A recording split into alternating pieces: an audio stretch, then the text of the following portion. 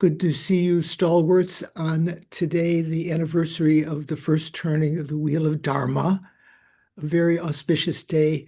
I think of all of the Buddhist holidays, when we talk about Losar, what is it, Sakadawa, where the commemorates the Buddha's birth, uh, enlightenment and turning the wheel and passing away, the Day of Miracles, the descent from the heaven of 33.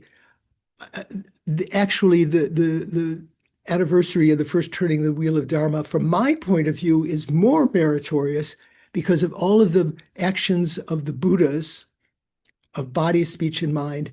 It's considered that this action of speech is the most beneficial for sentient beings because it's what we directly learn, when we study the Dharma and so forth. So the discourse on the Four Noble Truths is actually provided through speech, as opposed to, say, the appearance of birth, appearance of passing away, the descent from the heaven of 33. These are all a day of miracles where various miracles were performed. All of those, they might have had some verbal commentary at the time, but they were mainly physical actions and so forth and so on. So let's begin with some prayers to try to set our motivation. Sangye chodang soke chognam la Changchu badu dagni kyapsu chi dagi chunyen gipe sognam ki drola penche sangye drupa sho. I go for refuge until I'm enlightened to the Buddha, the Dharma, and the Supreme Assembly. Through the collections I create through listening to the Dharma, may I become a Buddha to benefit migrating beings. Or you can say, I go for protection instead of refuge. It's the same word. Sangye churang soki chognam la changchu badu dagni kyapsu chi dagi chunyen gipe sognam ki trola penche sangye dupa sho. Offering short mandala. By offering this ground anointed with perfume, strewn with flowers, and adorned with Mount Meru, the four continents, as well as the sun and moon, visualized as a Buddha realm. As a result of this, may all migrators enjoy pure realms. And having made offering, we're free to make request. O holy and perfect pure Lamas, from the clouds of compassion that form the skies of your Dharmakaya wisdom, please release a rain of vast and profound Dharma, precisely in accordance with the needs of those to be trained. Idam Guru Ranam Mandala Kam Niryatayami. Okay. So let's begin with a little meditation. Good to see Jennifer's also with us. Anna is here somewhere. Let's begin with a little meditation. I can say, with the advice of Nadine before, that too much discourse during the meditation is not helpful. So I just say, you know what to do. So that means we're going to begin with the breathing meditation, mindfulness of the breathing.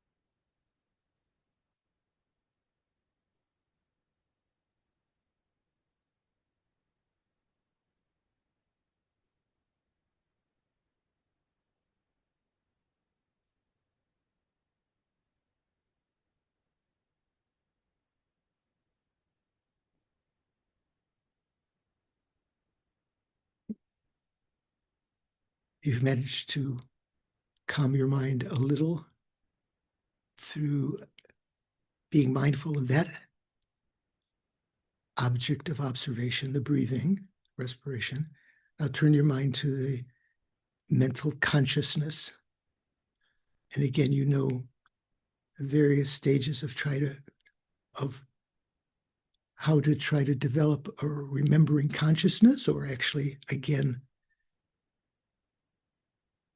perceive the nature of the mind as being clear light, the conventional clear light nature of the mind.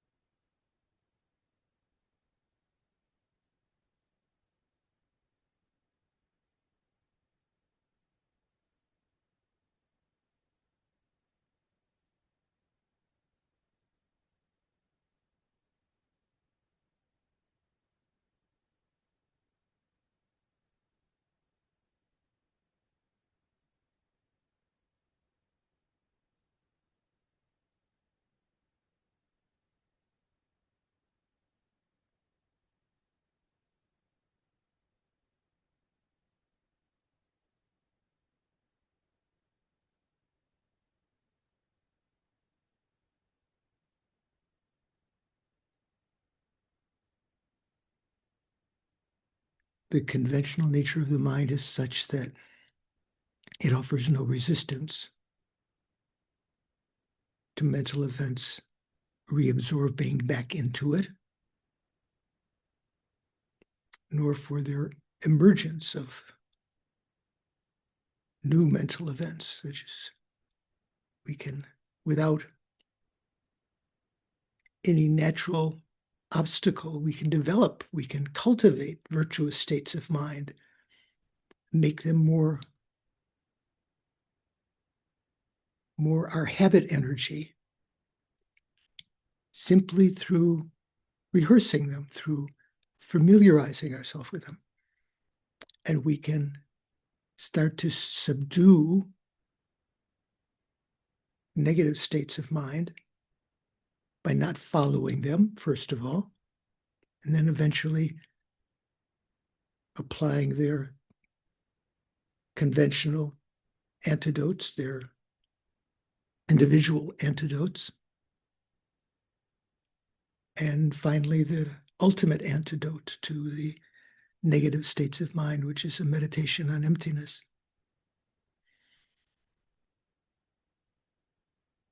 So we should feel some joy in this.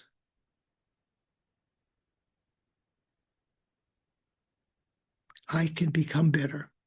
I can get rid of my faults. I can develop all of the qualities that I admire, that I've heard about, that I up till now have thought I could never develop. I could develop them. I can develop them. I will develop them.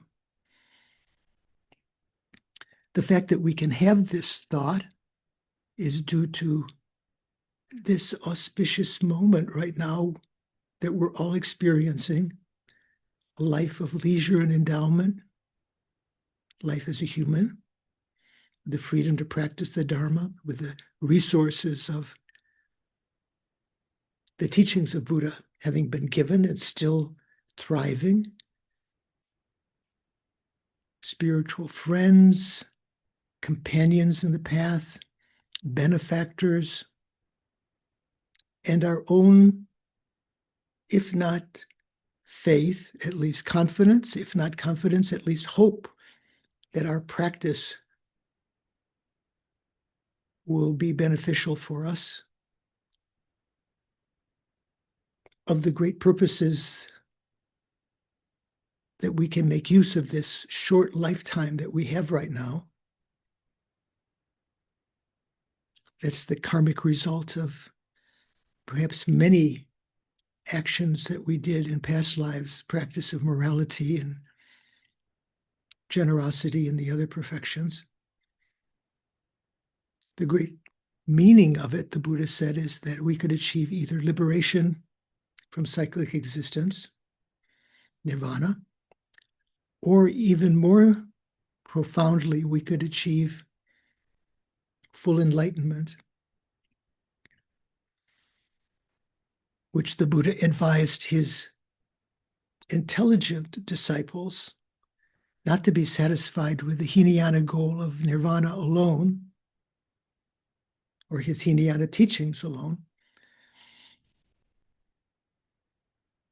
but to strive to enter the Mahayana, the great vehicle, through developing the essential mind, which is the doorway to entry into that path, which is bodhicitta, or the generation of the mind, semke, we say in Tibetan.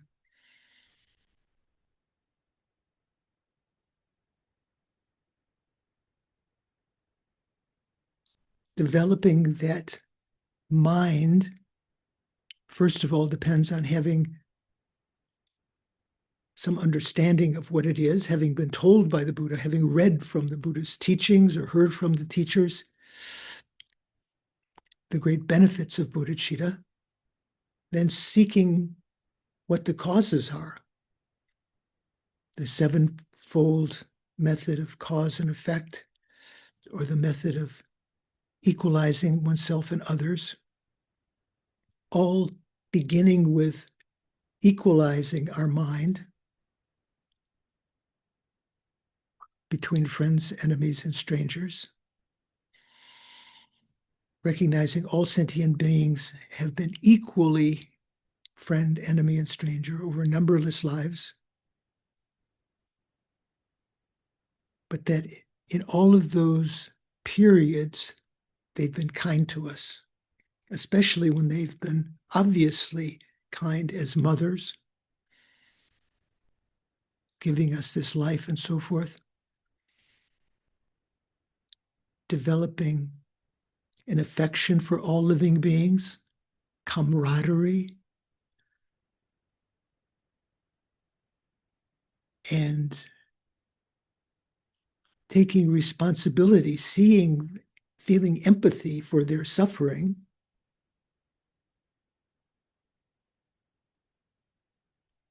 developing the aspiration to repay their kindness,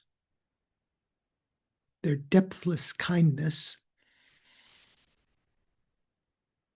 How can we do that? By ourself being able to emanate the two form bodies, the Nirmanakaya or Sambhogakaya,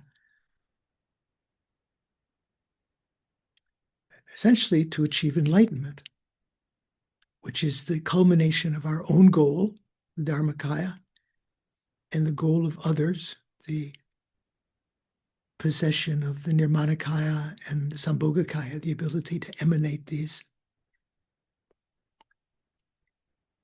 To achieve that state of enlightenment, it's not enough simply to have the wish to achieve enlightenment. We have to engage in the Bodhisattva's activities, which we could say are summarized in the collections of merit and wisdom, the cooperative causes of achieving the form bodies being the collection of merit, and the cooperative cause of achieving the wisdom Dharmakaya is a collection of wisdom.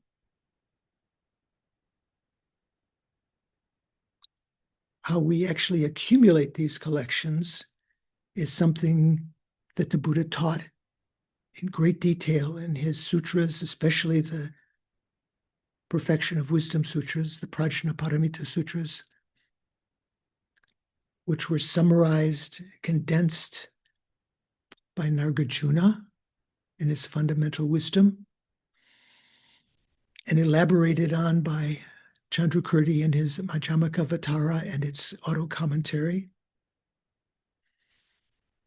and revivified by Lama Khapa centuries after Chandrakirti for the Tibetans of his time.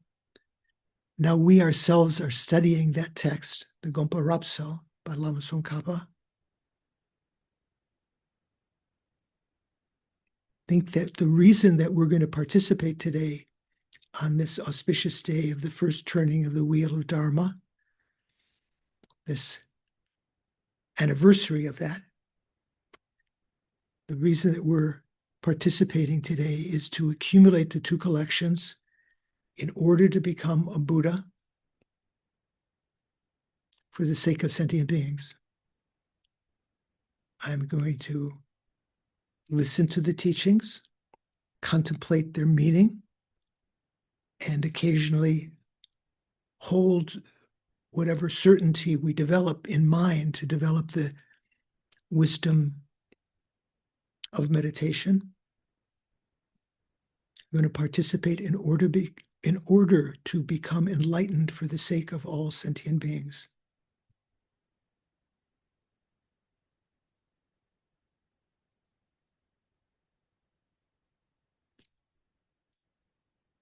Yeah. Thank you. So good to see you. I know I think Mikhail will have to leave at some point. Are you with us for a short time, Mikhail? Still? Yeah. As soon as my guest arrives, I will have to. Okay. So hopefully we'll get into something. Nadine, you have a thought or question? Yeah, dear Venerable George, it was not me who said that too much advice is not helpful. No, it wasn't me. No. Oh, okay. Okay. I thought it was someone that said, maybe it was. It was Rachel. Oh, it was Rachel. Yeah. It wasn't Nadine. Sorry, Nadine. I thought that was a compliment because it was good advice. So Rachel had said, George, if there's anything, if you're giving too much discourse during the time we're supposed to be meditating. So I tried to thank you for reminding me. That was Rachel. You should be proud that I thought it was you, Nadine, because it was good advice. Anyway. Okay. So today is the anniversary of the time when the Buddha met his first 5 disciples in Deer Park outside of Sarnath, and is said to have turned the wheel of Dharma. So I thought today, with respect to this, to center on various facets of this. So I wonder if if Doris would be kind enough to put the first of those PDFs, there we go, here we go, in the chat box. So you can see there, this says the first turning of the wheel of Dharma, and then it's also regarding Asvajit and Shariputra. So who knows who Asvajit was? Anyone? Richard, you don't know? That's good. Yeah. So Asvajit was one of the disciples of the Buddha, who was also, in Pali, his name is Asaji. So you might have heard that in the Pali text, he's called Asaji. So the Ashva, the ASHV, when you try to transliterate from Sanskrit into Pali, which is a more easy language to pronounce, you don't have conjunct consonants that are different from one another. So SH followed by V doesn't work in Pali, so they just double the S. So it's Asaji and rather than Asvajit in Sanskrit.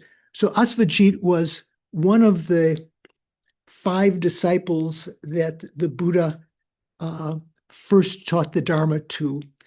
So he was also the son of one of the, so each of these 5 disciples of the Buddha that the Buddha spent 6 years in meditation with and eventually taught the Dharma to, all of them, their fathers or in the case of most of them, of four of, what say, yeah, four of the five, their fathers were actually present when the Buddha was being prophesized to his father and were making prophecies about them.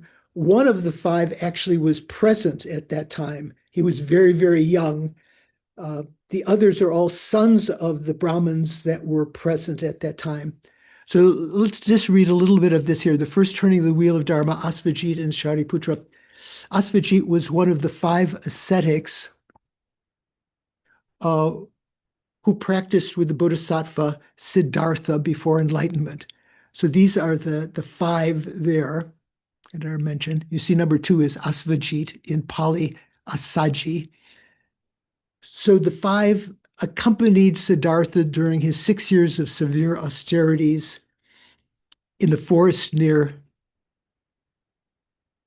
you. How do you pronounce that, Paul? Just the Uruvela. Uruvela, so this is the place where they had meditated together. When Siddhartha accepted rice milk from Sujata, this is a story we've talked about before, and abandoned the extreme asceticism that they had all been practicing together, these five believed that he had given up the quest, and they left him. And they relocated to Deer Park at Sarnath. After the Buddha achieved enlightenment under the Bodhi tree, so they'd already departed. So the Buddha then proceeded to sit under the Bodhi tree and took the aspect of achieving enlightenment. From the Mahayana point of view, he was already enlightened, but this was his display. After enlightenment, the Buddha sought them out and taught the discourse on turning the wheel of Dharma, the Dharma Chakra Pravartana Sutra, and they became the first members of the Sangha. According to the text that we've talked about several times, the Lalita Vistara, the discourse, the sutra on the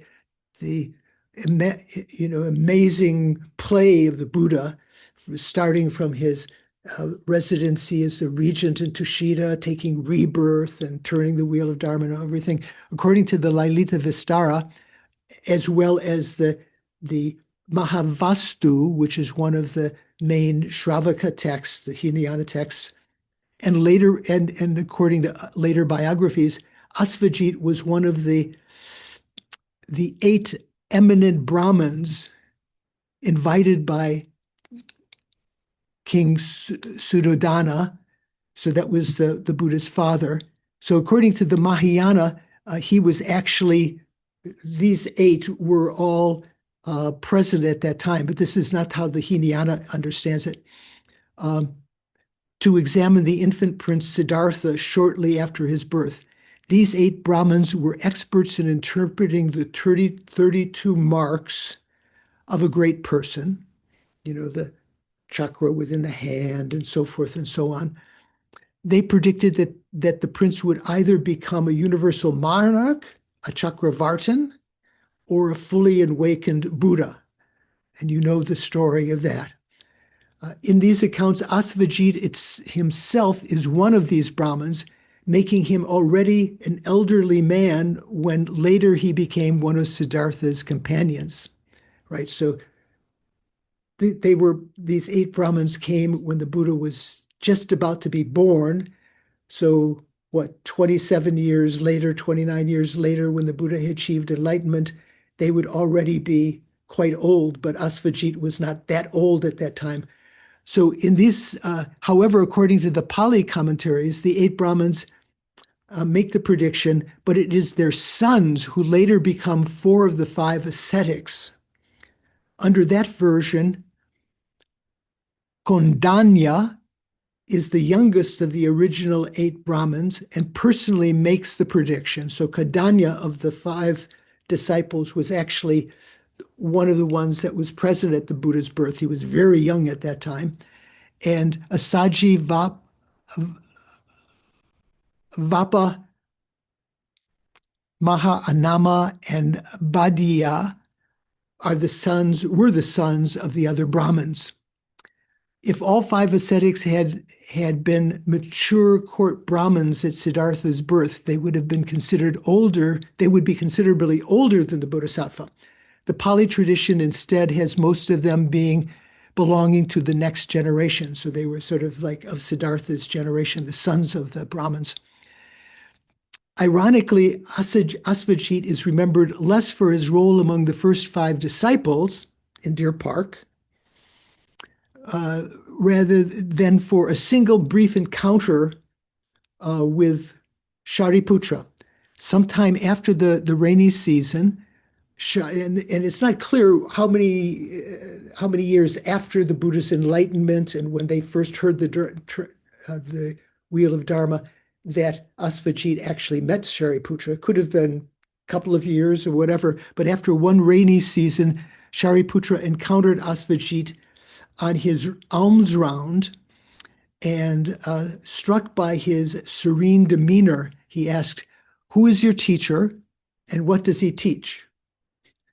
Probably said it much more politely than that. Asvajit replied that he was new to the teaching and that he could only give a brief summary, and Shariputra urged him, okay, summary would be good enough. So Asvajit then recited the famous stanza, Ye dharma hetu prabhava, hetum tesham tatagato haivyadat, tesham cha yo niroda evam vadi mahashramanaya, which means basically, of those dharmas, of those phenomena that arise from causes, hetu prabhava, hetu means causes, the Tathagata taught or explained their causes. And then Tesham Chayo Niroda, he also explained their niroda, their cessation. Thus spoke the great Shramana. So great Shramana is one of the epithets of the Buddha. So Shramana has the sense of some kind of person who actually is practicing ascetically. So having heard just this verse, Shariputra attained the Dharma eye. This is how it's usually recorded in the especially in the Mahavastu and the Hinayana canon and so forth, which means that he had achieved the status of a stream enterer. So according to the Mahayana, a stream enterer is someone who has actually realized emptiness directly. So you might be amazed by just hearing this verse. You might wonder, wow, this verse must be pretty powerful. Just hearing this verse, you become a stream enterer. That's not necessarily the case, right? It's that in previous lives, Shariputra had accumulated so much merit and was on the verge of, as is mentioned in some of the sutras that we'll have PDFs of, it was ready for plucking, ready to just have that seminal moment. So this was used, this verse was called the stanza of dependent origination, sometimes dependent arising. So just hearing this was enough to cause him to have a direct realization of emptiness and to become a stream enterer, which is the stage of stream enterer. And then he repeated afterwards, when Shariputra returned back to his native place, his friend Mahamoggallana, who they had become compatriots in the spiritual quest. They'd made promise to one another, if one had ever discovered the nectar of how to achieve, nirvana, how to escape from samsara, they should share it with the other. So he came back and he recited the same verse that he'd received from Asvajit to Mahamoggallana. And as a result of that, Mahamoggallana also became a stream enterer, became an Arya being. Subsequently, I think Yeah. Yeah, right. So what does it say here? Who attained the same realization? These two would become the Buddha's foremost disciples in wisdom and supernatural abilities, respectively, right? So remember when we talked about Shariputra being foremost in wisdom and Mahamoggallana foremost in psychic powers and so forth. So what I'd like to do is offer the oral transmission of this verse. And Doris, if you could put up the PDF that has the embedded within it the John Campbell's recitation of that. So what is that up there? Someone has said, I got the Sanskrit at Mikhail's. I put the Sanskrit in Mikhail's translator of those phenomena that arise from causes. The Tathagatas has explained the causes, and also that which is their cessation, such as, yeah, right. That's true. Okay. So if you can look at this next PDF. So here says the sutra on dependent arising, the stanza on dependent arising, ye dharma hetu. So in Sanskrit, you have here the Sanskrit in Devanagari on the left. So this is what Louise doesn't have to learn, right? Is sort of to learn the actual script. On the right is the Roman, which is also referred to in scholarly circles as the IAST. What does that stand for, Paul? Do you remember? International Alphabet for Sanskrit Transliteration. Exactly. So that's essentially Roman. In earlier days, it was just said Roman in the Roman characters. So there's, you can see the ye dharma, the final A in dharma is long, which indicates this is plural. So among dharmas that arise from causes, hetu prabhava,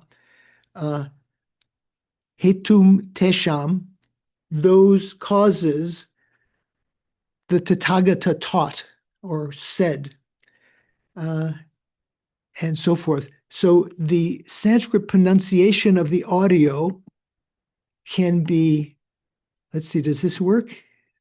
I'm not sure that's going to work here. Yeah, there we go. So we'll listen first of all to John's recitation of this mantra. Let's start.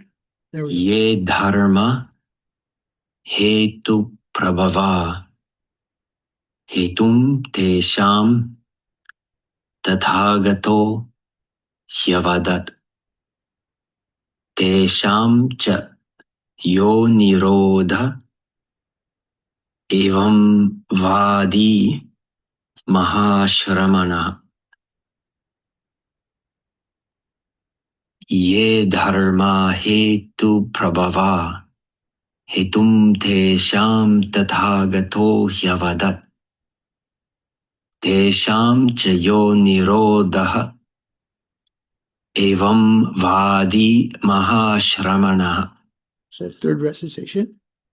Ye dharma hetu prabhava hetum tesham tathagato hyavadat tesham cha yo nirodha evam vadi mahashramana.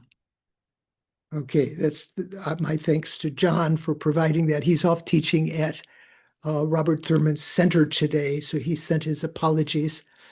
So you can use that later if you'd like to refine your pronunciation.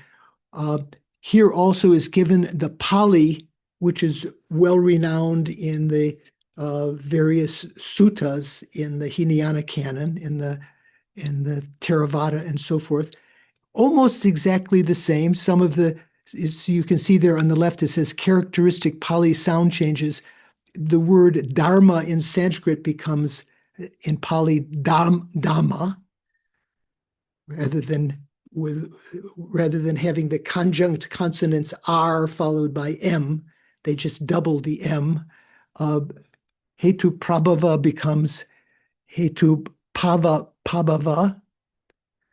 I have to put on my glasses here. Avadat, which means to say, it becomes aha in Pali, and Mahashramanaya becomes Mahasamano in the Pali. And then we have the Tibetan, for those of you who like to recite in Tibetan. But here the English is basically, you can translate it in various ways. Someone put it up in there. Of those dharmas that arise from causes, because this is talking about dependent arising on the level of cause and effect, right? So it doesn't refer to permanent phenomena directly. Of those dharmas that arise from causes, the Tathagata has taught their causes. He has also taught their cessation. Thus is the teaching of the great ascetic. So this is essentially that. So I'm going to recite this stanza 3 times, and you can consider that an oral transmission of this stanza. So I won't be necessarily pronouncing it as in classical Sanskrit way, but still, as we discussed before class, the intention of the speaker is the main thing, and this will be approximate translation. Jennifer, you have a question or thought? Yes, thank you, Venerable George. I think it was Light of the Path in 2016 where Lama Zopa Rinpoche was teaching about this mantra, and he was saying that it is important to pause between yo and then ni. And I just wanted to mention that.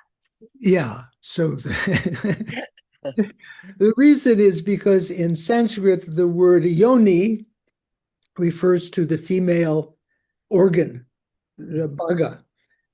So it's kind of common Tibetan, not humor, but yeah, caution. Here, there's not that. We're not saying yoni. It's that third line where it says tesham chayo niroda. It's separated well. Thank you for that admonition, that reminder of Lama Zopa's comment there. So just thinking, we've set a motivation beforehand, thinking that I'm going to receive this oral transmission for the benefit of sentient beings. Ye dharma hetu prabhava hetum tesham tathagato haivadat tesham chayo niroda evam vadi mahashramanaya. That's one recitation. Ye dharma hetu prabhava hetum tesham tathagato haivadat tesham chayo niroda evam vadi mahashramanaya. Third recitation.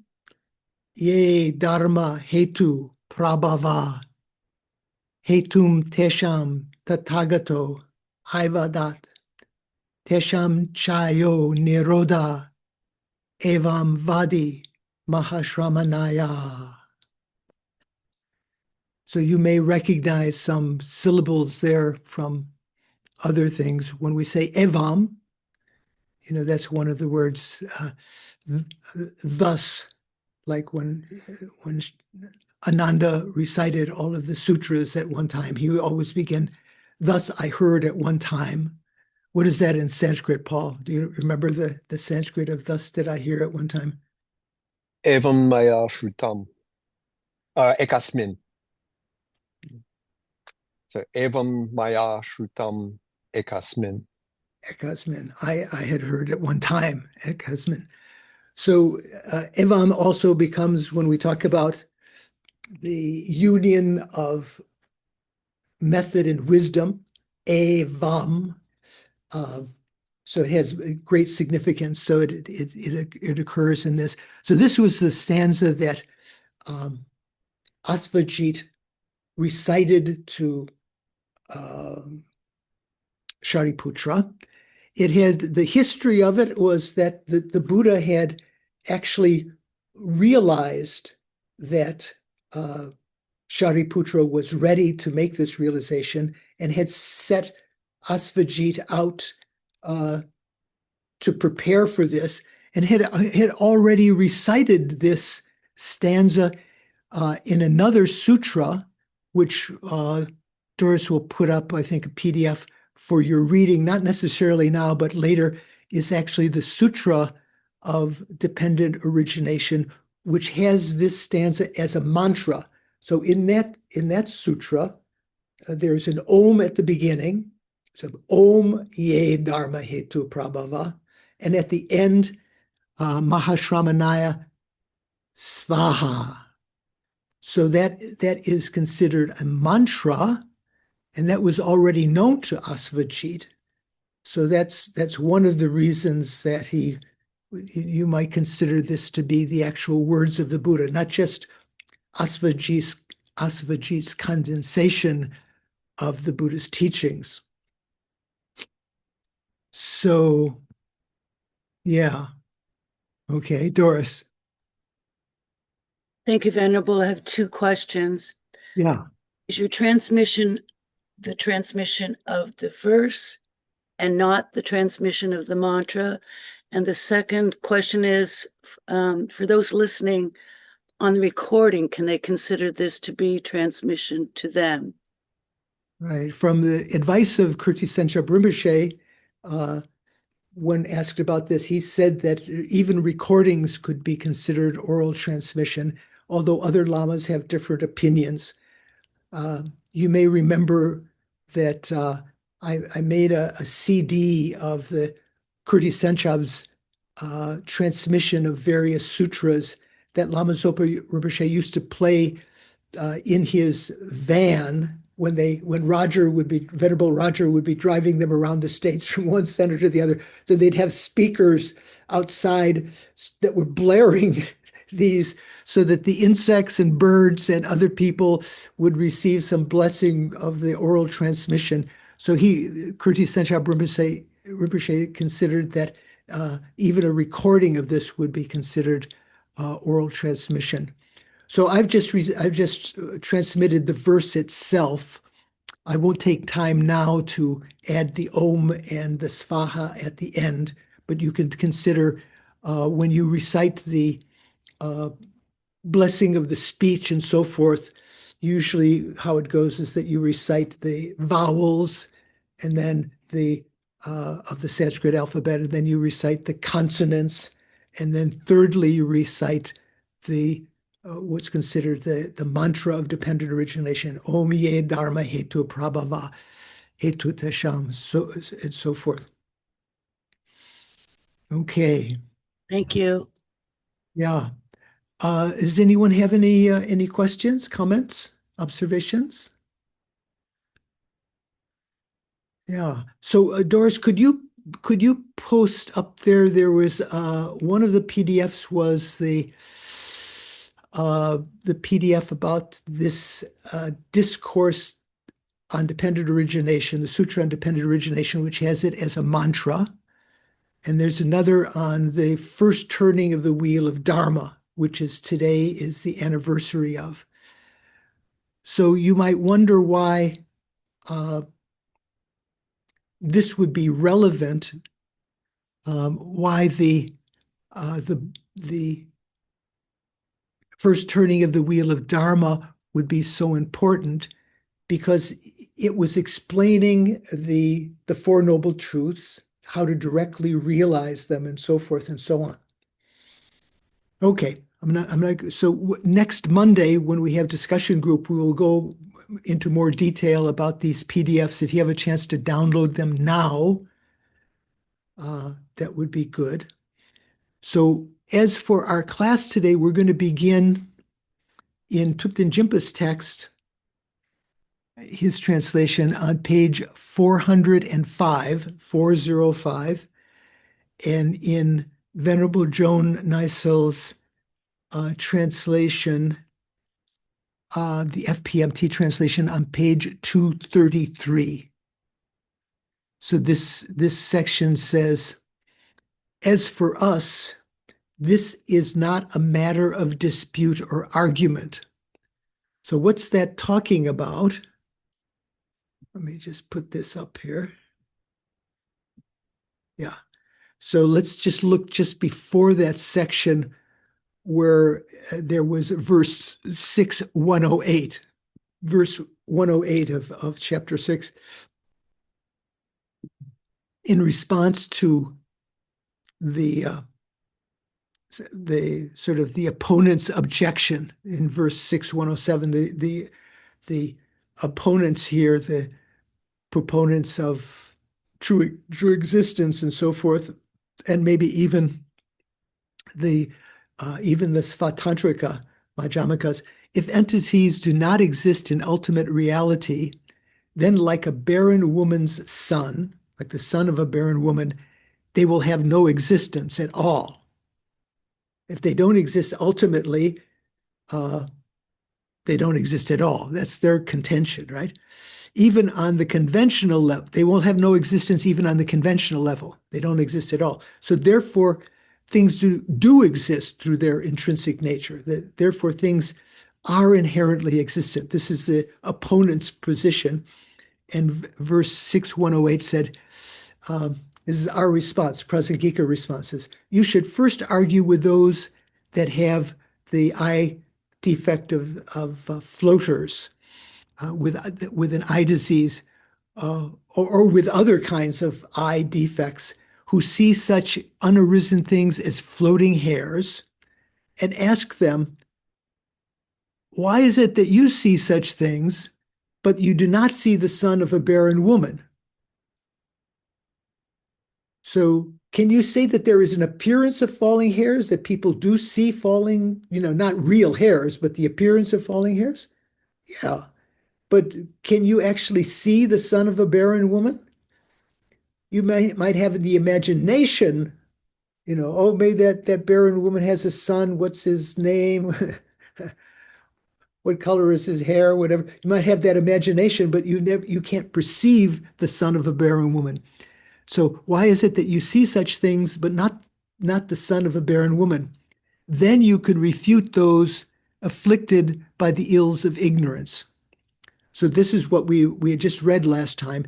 Lama Tsongkhapa's commentary was you should first argue with those with this eye defect, whose eyes are impaired by myodesopsia, floaters, and so on, who see objects of their perception who see as objects of their perception such unarisen things as floating hairs. So that means these floating hairs are not inherently arisen, but they do see them because they function conventionally. And ask them, why is it that you see such non-existent things as floating hairs, but not the sons of a barren woman? Then afterwards you can refute those who are afflicted by the ills of ignorance and whose eyes of intelligence are obscured, and ask them, why is it that despite both being equally unarisen, you can see forms and so on, but not the son of a barren woman? Yeah. So what's the answer to that? Aren't they both unarisen? The son of a barren woman and floating hairs. Why can you see one? Why does one appear to your eye, but the other doesn't?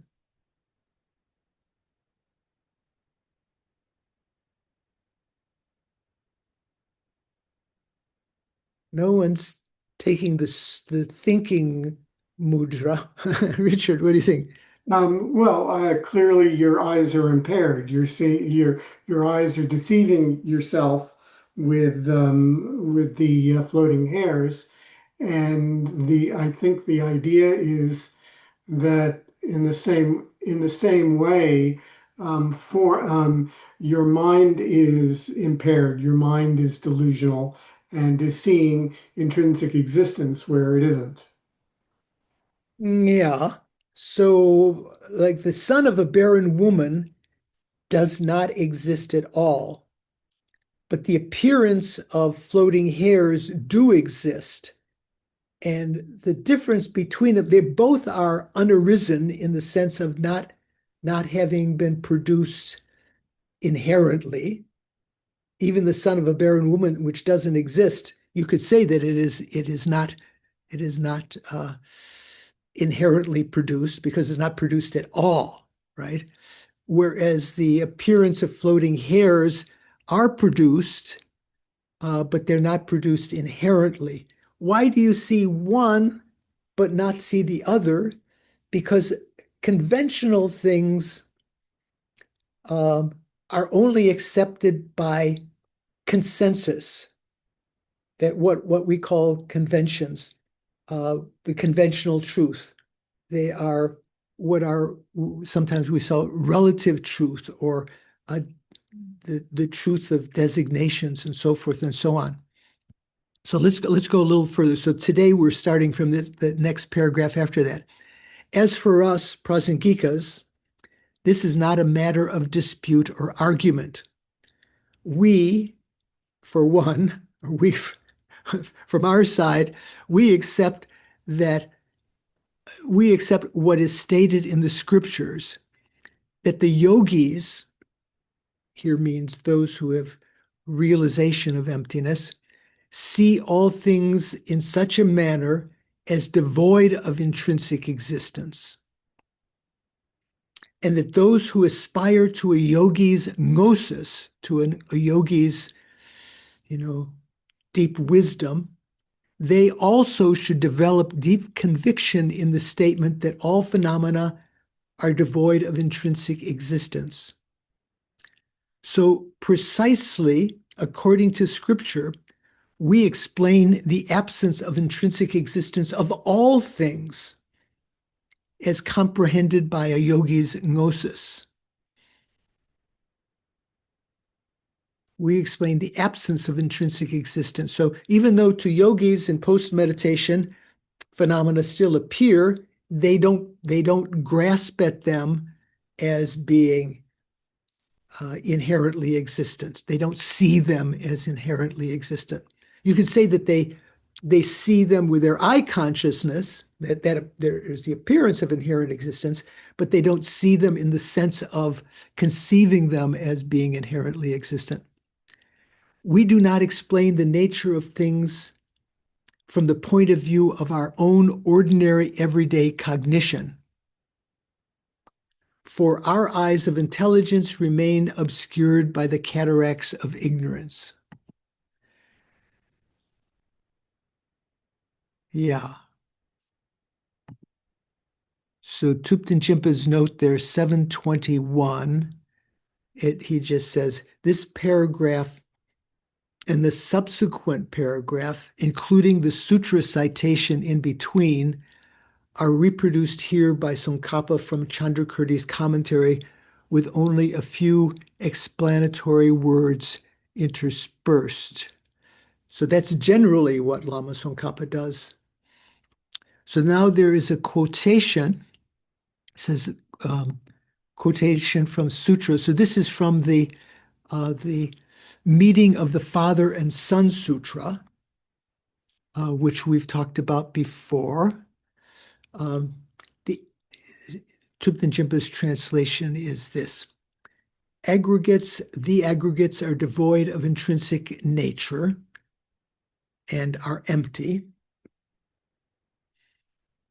Enlightenment is devoid of intrinsic nature and empty. The one who partakes in them is devoid of intrinsic nature and empty. When he says intrinsic nature, you can use our usual translation as they are empty of inherent existence and empty. This is known by those with pristine gnosis, not by the childish. So the word childish is often used in the sutras to refer to those who are, who have not actually experienced the Dharma realizations. Then he continues another stanza there from the Meeting of the Father and Son Sutra. They will know the nature of gnosis itself to be empty. Even the wisdom itself is empty of inherent existence. And having known the nature of nobles to be empty, so the gnosis, which is the knower, and the knowables, which they know, are both empty. When they understand the known to be the same as the knower in terms of being not inherently existent, I say they are traversing the path of enlightenment. So this is a statement from the Buddha himself in the Meeting of the Father and Son Sutra. Yeah, I think that translation is good. Making sense so far? Doesn't sound too radically different from what we've been understanding before. The crucial point here is that, let's say the opponents, the proponents of true existence would like to say, you Prasangika are saying that phenomena are not arisen inherently, are not truly existent. Well, also the son of a barren woman is not truly existent.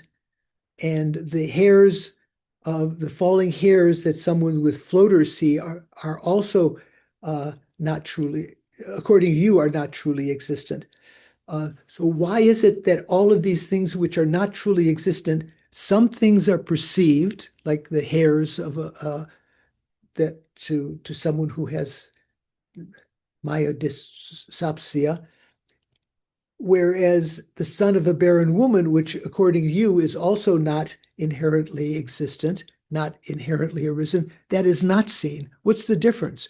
So the difference is, from the Prasangika point of view, conventionalities, what is considered to be a conventional truth has to have an additional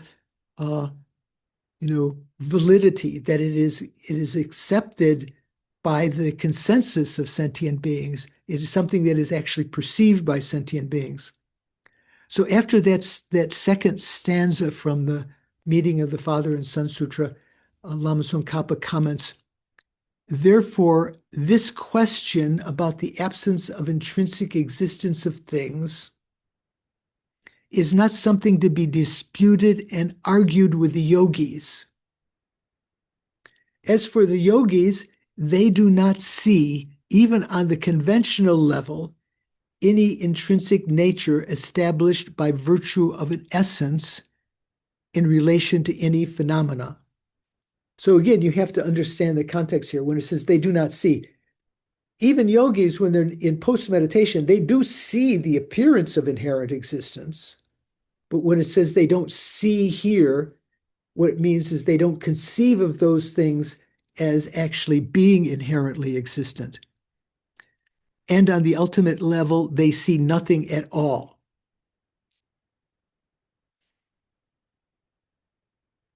How are we doing? Making sense? Yeah, Mikhail. Yeah, just so here yogis means Aryas. It would seem to be, it would seem to be those who have, who are Arya beings, or if you talk about the pre-Aryas, yogis who are contemplatives and who have a intellectual realization of emptiness, what do we say, an inferential understanding of emptiness, that is by means of a mental image, their understanding held by that in post-meditation, where they don't grasp so strongly at phenomena being inherently existent. So then it continues, so you, the proponents of intrinsic arising, inherent arising,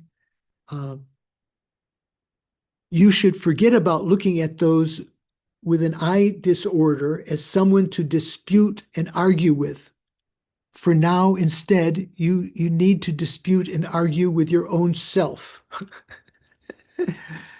So we Prasangikas say, in the next verse is 6109, if indeed such unarisen things as dream objects, the city of Gandharvas, mirage water, magical illusions, mirror reflections, and so on, can be seen, given that they too are non-existent, just like the son of a barren woman, how is it that you see these, but you don't see the other, the son of a barren woman? They are the same in being non-existent. So what is that? So let me ask you, first of all, what are Gandharva cities, the city of Gandharvas? Does anyone know? KT, do you know? Have you heard? Yeah, I'm not sure. I feel like you've mentioned Gandharvas before, but I'm not sure what the city is. But Right, this is CITIES, not SIDDHIS, not the realization. In case you're listening and you don't have the text in front of you, what did you think, Louise? I heard it was something like an elvish fairy tale land or something. Okay. Something, First of all, like some. so do Gandharvas exist, Paul? So it's claimed. I haven't personally seen any, but yes. So Nadine was agreeing with you. I think she was nodding, right? Nadine, Gandharvas do exist? Yes, they are always mentioned in the end of the sutras of the non-human beings who rejoice in the sutras. Right. So Gandharvas are actually residents of one of the god realms in the retinue of various deities. They're called the celestial musicians and so forth. So you might think that, well, the Gandharvas exist, they have to live somewhere. The Gandharva cities must exist. But here, when the term the city of Gandharvas, Gandharva Nagara, so Nagara is a Sanskrit word that means, town or city. That's referring to something different. It's not the abode where the actual Gandharvas live. It's in the sky when you see certain clouds in certain ways. It might appear to you some elaborate kind of a city with towers and so forth that after some time as the clouds move away disappears. So there was that the configuration of the clouds might appear to be a city, like the city that one calls them the city of Gandharvas, but that abode that you're imagining, having seen that configuration, doesn't exist at all. But the appearance of that does exist. Okay, so if indeed such unarisen things as dream objects, Gandharva cities, the Gandharva Nagara, mirage water. So does mirage water appear to you? The water of a mirage? Well, not real water, but it looks like water, right? The sort of quivering in the distance. You might think that looks like water. Mirror reflections. Mirror reflections do appear to you, and they appear to be the actual thing that they are the reflection of, but they are not that. They don't actually exist, as there's not an actual face, your face in the mirror, and so on. They can be seen given they too are not existent, just like the son of a barren woman. How is it that you see these but not the other? How is it that you see these, you see mirages, you see reflections, you see Gandharva cities, even though none of them exist, but why don't you see the son of a barren woman?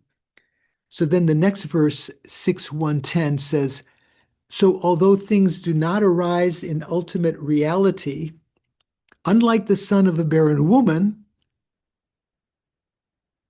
things, conventional things, functioning things, do serve as objects perceived in the context of the everyday world. Therefore, your argument, it is the proponents of inherent arising, therefore your argument remains inconclusive. Making sense? Okay. So Lama Tsongkhapa's commentary continues. You should ask yourself this, and the quotation is, if indeed such unarisen things as dream objects, like dream houses, like for instance, like last night I was dreaming, in reality, I think that there were some houses in my recent dreams, but those houses don't exist at all, right? They appear to my mind, but those are dream objects. Gandharva cities, they also appear to you, but they don't exist as they appear. Mirage water appears to you, but doesn't exist as actual water. If you run there, you don't find any water. You could say, rainbows and so forth also. A man and woman conjured through magical illusions. So if you create the appearance of an elephant or a horse or a man or a woman, that might cause someone in the audience to develop, say, if you created the illusion of a beautiful woman, they might even actually develop lust for them or something. Those appear to you, but they don't exist the way that they appear. Mirror reflections of faces and so on, which includes, when it says and so on includes such things as echoes. So echoes do appear to your consciousness, but they are devoid of being what you imagine them to be, right? That is, say, if I hear the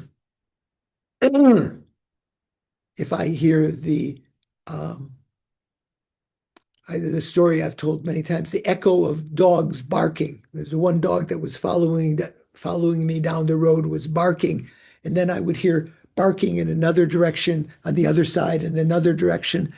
And I thought, oh, there are dogs over there barking also, to answering this dog. That was actually just the echo of that original dog that was devoid of being produced by other dogs and so forth, which includes echoes, magical emanations, and the like. They can be seen or heard. How is it that you can see these, hear these, but not the other? Meaning that you can't see the son of a childless woman, a barren woman, given that they are also equally non-existent. This would be illogical. You should argue with yourself if in this way, you should argue with yourself in this way, and afterwards you can then come and argue with me. This is a Prasangika saying to the opponents. So although things such as forms do not arise in terms of ultimate reality, so now we're leaving aside the things that are just imaginary, like reflections in Gandharva cities. When we talk about forms in general, things that are conventionally existent, things such as forms do not arise in terms of ultimate reality. So Prasangika would say no phenomena have inherent arising. In the sphere of emptiness, they don't exist at all. Unlike the son of a barren woman, they do serve as objects perceived in the context of the everyday world. When we talk about forms, so when the word form here doesn't mean only visual forms, it means the forms which are objects of ear, forms which are which are objects perceived by the nose, odors and so forth, and tastes and tactile sensation. All of those are considered forms. Therefore, your argument, the argument of the opponent, being if things do not exist on the ultimate level, they would be unseeable even on the conventional level, just like the son of a barren woman. That remains an inconclusive or flawed or false reasoning. Making sense? Okay, some people nodding, some people still thinking. Doris gives thumbs up. Okay. Jeremy, what are you thinking? Making sense?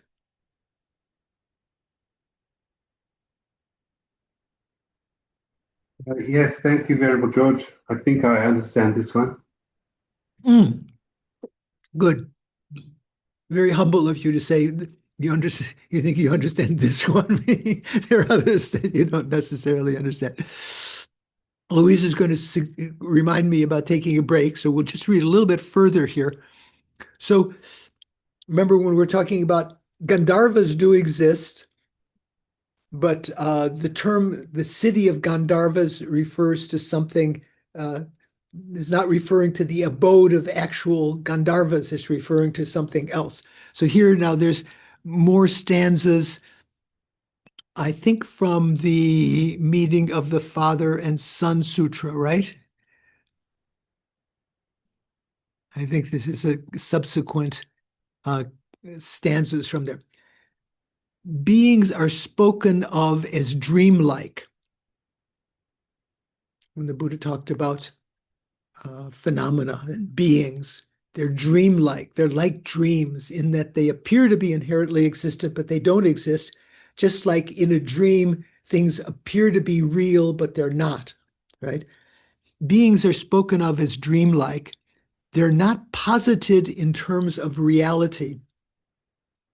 While no entities exist in a dream, someone with a distorted mind clings to them. Right? In a dream, you may have, the dream of eating, nice food or seeing beautiful people and actually develop a lust and so forth. But they can have some effect on your mind, but they don't exist the way that they appear. When you awake from that dream, oh, that was, you can say, oh, that was only a dream, right? The sort of one of the head, what do you call it? Palm face, you tell yourself that was just a dream. Continuing, in whatever way one might perceive a Gandharva city, Gandharva Nagara, no such city exists in any of the 10 directions or anywhere else. This city remains in name only. The Tathagata sees sentient beings like this.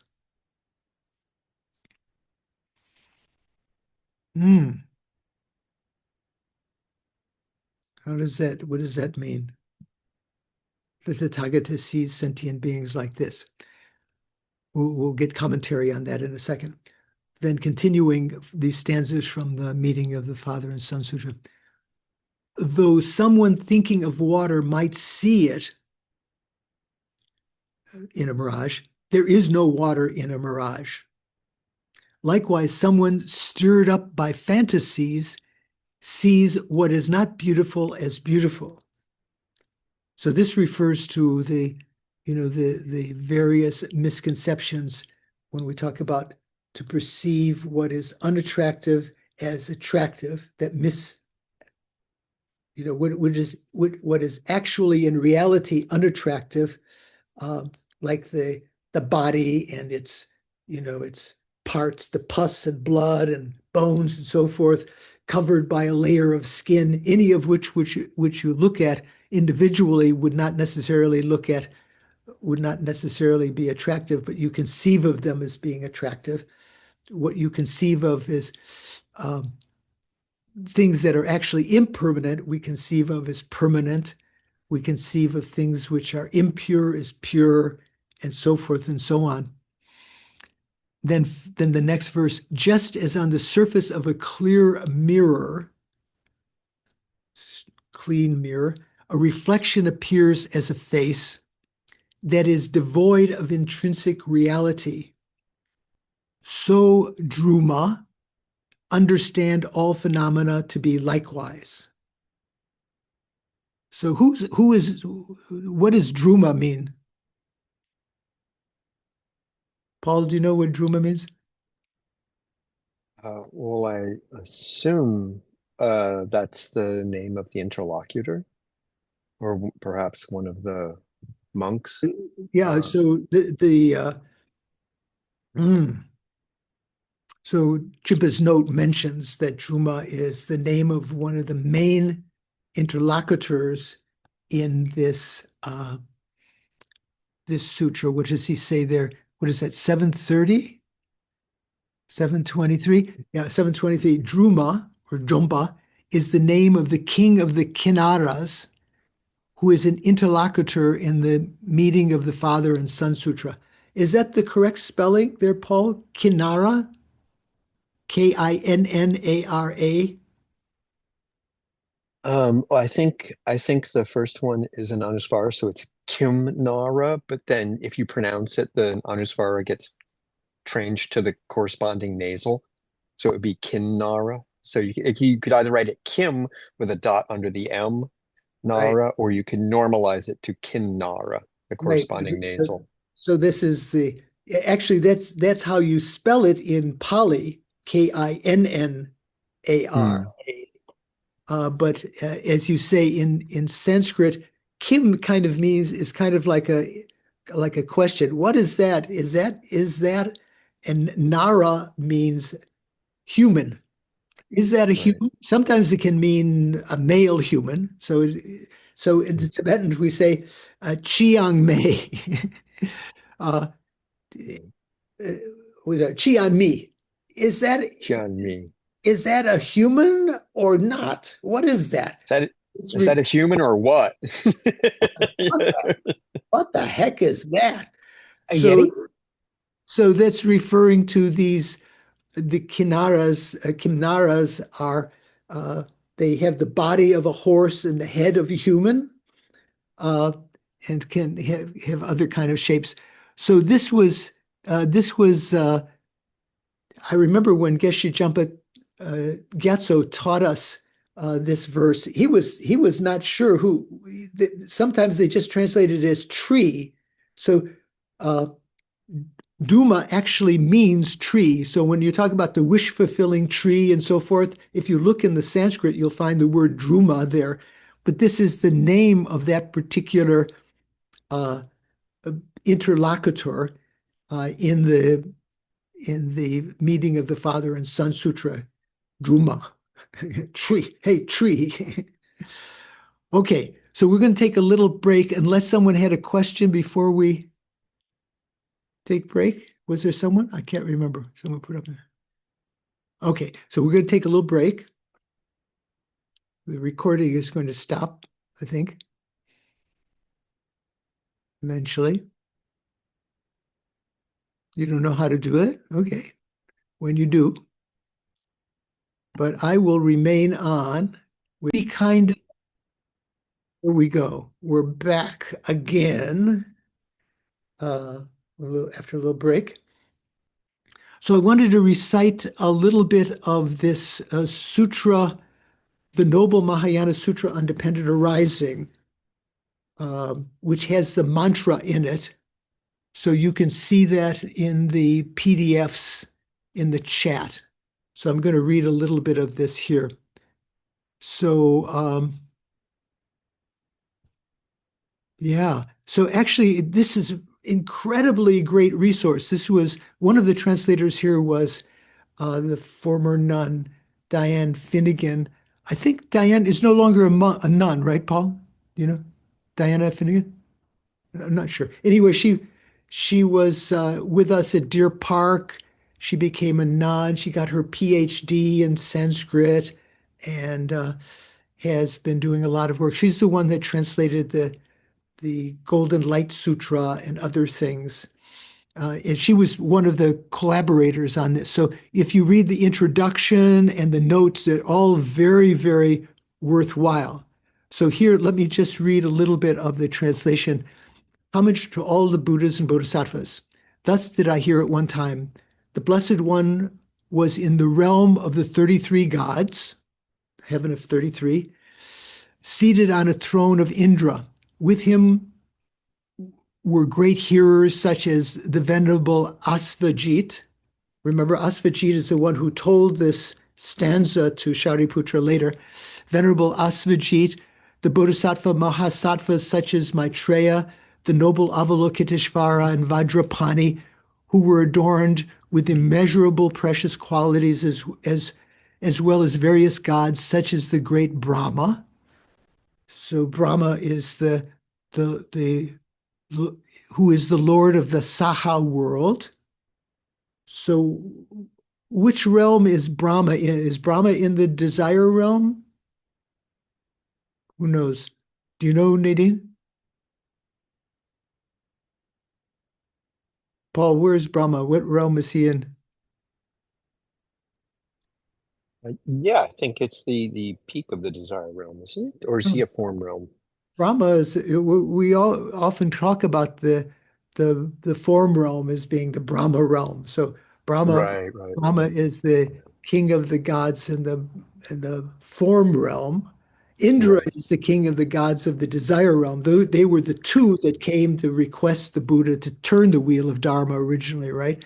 So so Brahma was there also, who is the lord of the Saha world. Narayana, Naryavana, the great Ishvara Chakra, who is the chief of the gods. So that would be Indra. And I can't, without my glasses, I can't even make it out, even though it's Panchashika, who is the king of the Gandharvas. Okay. So on that occasion, the Bodhisattva Mahasattva Avalokiteshvara arose from his seat and having draped his upper robe over one shoulder, this is the traditional gesture of humility. He knelt down with his right knee on the peak of Mount Meru, his hands together. He then bowed toward the Blessed One, the Buddha, and addressed him with these words. Blessed One, these gods of Blessed One, these gods all really wish to build a stupa. They want to build a reliquary. Now, they are present in the entourage. Please teach them the Dharma in such a way so that their merit of Brahma will increase, and the merit of the monks, nuns, and laymen and lay women will increase much more than that of all types of beings in the world of gods, Maras, Brahma, and including renunciants and Brahmas. Excuse my hesitant reading here as my eyes are getting bad and even enlarged on my screen. I'm having trouble reading it. It's not my old age dementia coming in yet. At this point, the Buddha, the Blessed One spoke, Ye dharma hetu prabhava hetum tesham tathagata haivadat tesham chayo niroda eva madi mahashramanaya. So the translation here is the same, essentially just different words sometimes. All phenomena that arise from causes, the Tathagata has taught their causes. And that which is their cessation, thus has proclaimed the great renunciate, the Mahashramana. Avalokiteshvara, it is like this.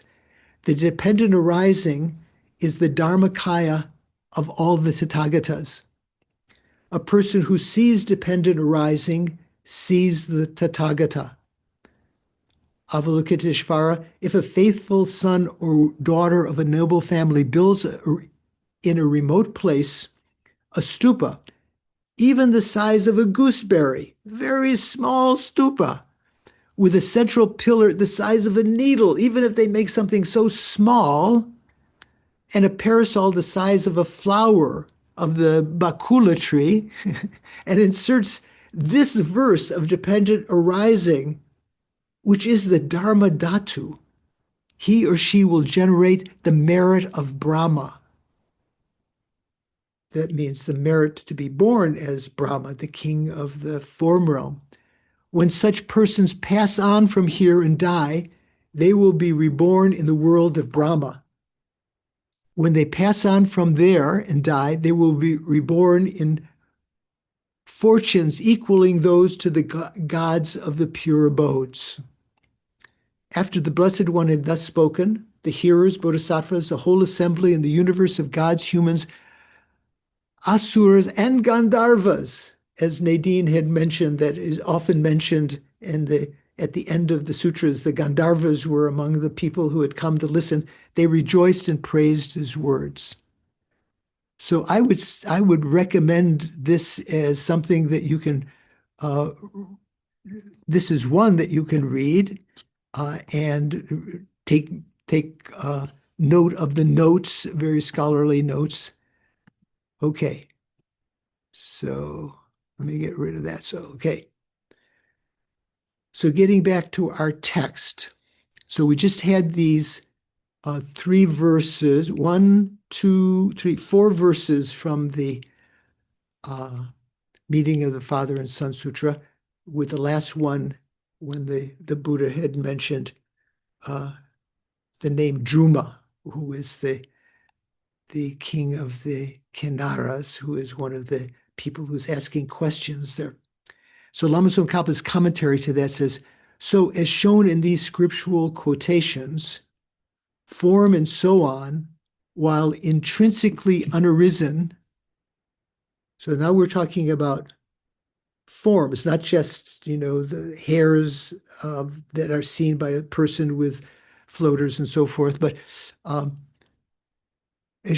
so as shown in these scriptural quotations, forms and so on, while intrinsically unarisen, do become objects of perception in the everyday world, which is not the case with the son of a barren woman. The son of a barren woman does not become the object of perception of the everyday world. So this dispute remains unresolved only for you. As for us, there is no dispute about that matter. We do not assert intrinsic arising in relation to form and so on the conventional level, and then go about negating it on the ultimate level. We don't do that. We don't say that things inherently exist conventionally, as some of the lower tenets say, such as the Svatantrikas. They would say that things do exist inherently, right, conventionally. Remember this about the Svatantrika? Okay, some people nodding yes, some remember. And then refute it on the ultimate level. We don't do that. Okay. So now we're going to the next outline, presenting that point by way of summary. And again, the Tibetan just says Nibani. So one has to have either the memory or the outline in front of you to know what the second outline refers to. This is presenting that point of view by way of a summary. So these are verses 111, and 112. So it says, in itself, the son of a barren woman has no arising, either in reality, it means ultimately, or in the context of the everyday world. It doesn't arise even conventionally, the son of a barren woman. Likewise, all things do not arise in and of themselves, either through their essence or in terms of the everyday world. So this is using the analogy of the son of the barren woman to refer to all things now from the Prasangika point of view. All things don't exist ultimately, and they don't exist inherently, conventionally, in the conventional world, right? They do exist conventionally, but to the conventional world, they don't. The Prasangika position is that in that conventional existence, they are not inherently existing. The Svatantrikas would say that the conventional things inherently exist. The Prasangika say that conventional things do not inherently exist. That's verse 111. Then 112 says, therefore the Buddha declared that all phenomena are primordially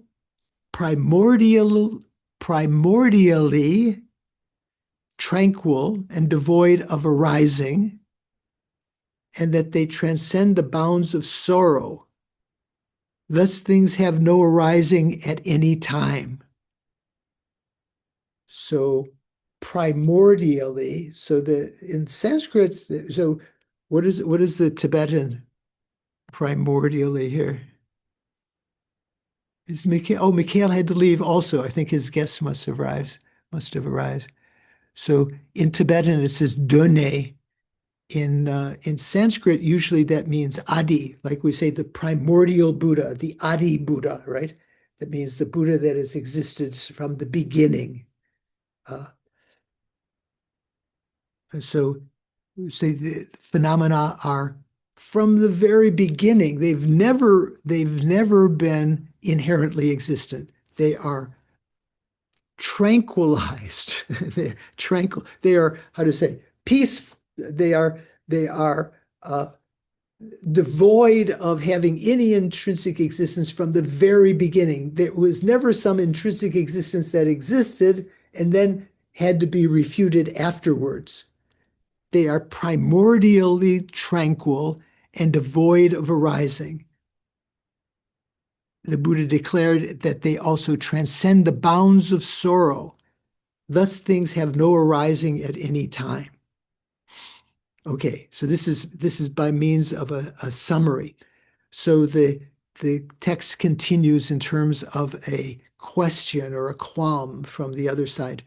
Why is it in your system, you Prasangika, you don't first perceive form and so forth as arising by virtue of intrinsic nature? Why don't you first perceive forms as inherently arising on the conventional level and then negated on the ultimate level? That's essentially the question that's being answered here. So the reply, so this is now talking about those verses. The reply is, just as in itself, the son of a barren woman has no arising, either in reality, means in ultimate reality, or in the context of conventional truth, the context of conventions of the everyday world, doesn't exist in either of those categories. Likewise, all things, visual forms and the forms of sounds and smells and tastes and tactile objects and so forth, all of them do not arise in and of themselves, either through their essence, that means ultimately, inherently, or in terms of the everyday world. Okay, we're following? Okay. So the Lama Tsongkhapa's commentary continues in Jinpa's translation. Given what is stated here, it is not at all the case that the Madhyamaka defines conventional existence as existence from an erroneous perspective that apprehends things as arising through their essence. What does that mean? So Jinpa's note at the end of that says, note 724 says, drawing on Chandrakirti's rebuttal of the opponent's charge, that what is their charge? Their debate with the Prasangika or with the Madhyamaka said, if things do not possess arising by virtue of their intrinsic nature, they will be no different than the non-existent things like the son of a barren woman. That's their charge, their debate, right? So Khapa brings up the point that for the Madhyamika, like for a Madhyamika, like Chandrakirti, there has to be some criteria of conventional existence that could help differentiate between the existential status of objects of everyday experience and the status of utterly non-existent things, like the son of a barren woman. You know, there has to be, even though they both don't inherently exist, on the conventional level, there has to be some way of differentiating between those two. For if conventional existence were defined purely in terms of being an object of an erroneous or deluded cognition, then even non-existent things such as the son of a barren woman or the horn of a rabbit and so on would possess conventional existence. So they have to be conventionally existent in order to be perceived like that. So continuing, we should also note that what is to be negated is explicitly qualified here with the proviso, quote, arising through their essence, unquote. It is from this perspective that the Buddha states that all phenomena are primordially tranquil, that they are free of intrinsic arising, inherent arising, and naturally transcend sorrow. Therefore, all times, maybe you say at all times, no intrinsic arising exists whatsoever. So when it says free of intrinsic arising and naturally transcend sorrow. So Venerable Joan translated there, I think. However, it is to be remembered that production by way of its own entity is also clearly to be affixed as a qualification of the objects of negation. I don't have the whole translation of her right at that point. So when we talk about primordially tranquil, so that means from the very beginning, they are devoid of any kind of intrinsic existence. It's not like it once existed and later was defeated or refuted. They are free of intrinsic arising and naturally transcend sorrow. Transcending sorrow, what is that usually? How do we translate that, Paul? Transcending sorrow. It's usually just nirvana. Yeah, they're beyond suffering. Right. So they are when we talk about natural nirvana, sometimes, if you don't translate it as naturally transcend sorrow, that's referring to the emptiness of phenomena, that primordial emptiness that has existed there from the beginning without needing to be proved or anything like that. Okay. And then it continues. This is stated, for example, in the Cloud of Jewels Sutra.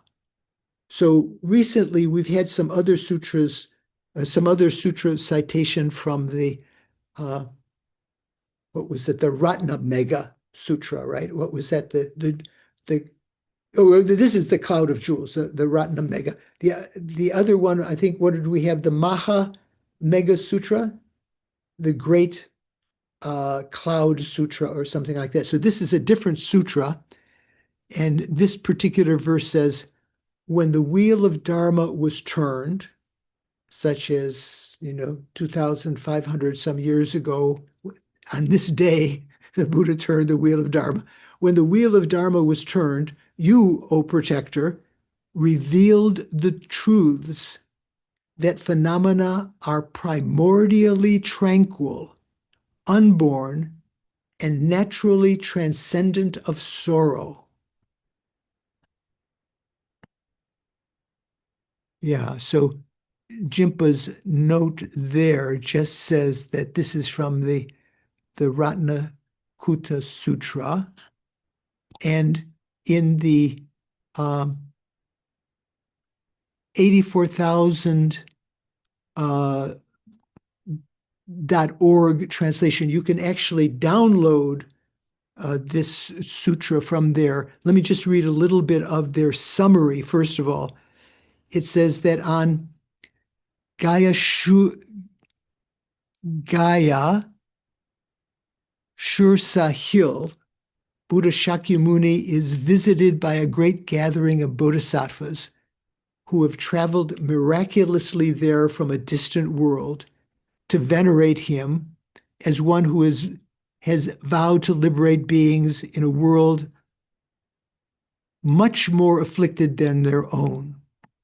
So usually we consider this world, this Saha world, to be like where sentient beings are afflicted by the afflictions, the delusions, much more than other places. The visiting bodhisattvas are led by Sarva Nivarana Vishkambini.